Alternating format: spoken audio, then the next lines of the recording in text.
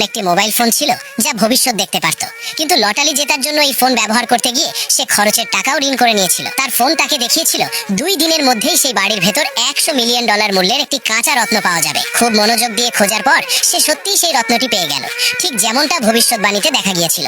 সঙ্গে সঙ্গে সে রত্নটি নিয়ে একটি জুয়েলারির দোকানে পৌঁছালো। দোকানের একজন কর্মচারী তার শরীরের দুর্গন্ধের কারণে তাকে বের করে দিতে যাচ্ছিল, কিন্তু সৌভাগ্যক্রমে দোকানের ম্যানেজার রত্নটি একবার দেখার জন্য রাজি হলেন। ম্যানেজার যখন মনোযোগ দিয়ে রত্নটি দেখলেন তখন তিনি হতভম্ব হয়ে গেলেন।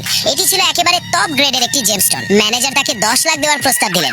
মানুষটি প্রস্তাব না নিয়ে সেখান থেকে চলে যেতে উদ্যত হলো। ঠিক সেই সময় দোকানের মালিক সেখানে এসে গেলেন। তিনি নিজে পরীক্ষা করে বললেন এর দাম কমপক্ষে $200 মিলিয়ন। এই অবস্থায় লোকটার আর কোনো রাস্তা ছিল না, বাধ্য হয়ে সে সেই দামে রত্নটি বিক্রি করে দিল।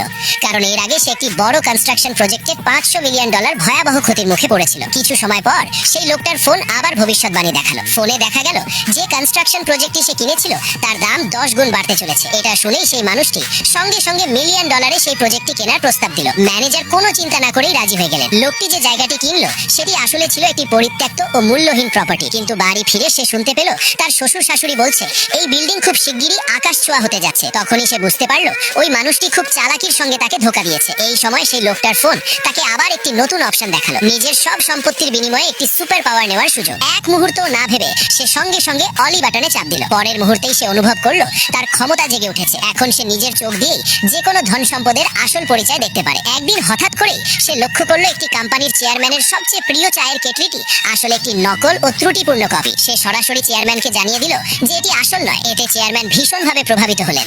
এরপর চেয়ারম্যান তাকে একটি পেন্টিং দেখাতে বললেন, যেটিকে 1000 বছরের পুরনো বলা হচ্ছিল। লোকটি এক নজরেই বুঝে গেল এই পেন্টিংটি আসল। এই ক্ষমতার কারণে সে আসল ব্যবসার দিক থেকেও বড় সুযোগ পেতে লাগলো। নেক্সট পার্টের জন্য সাবস্ক্রাইব করুন।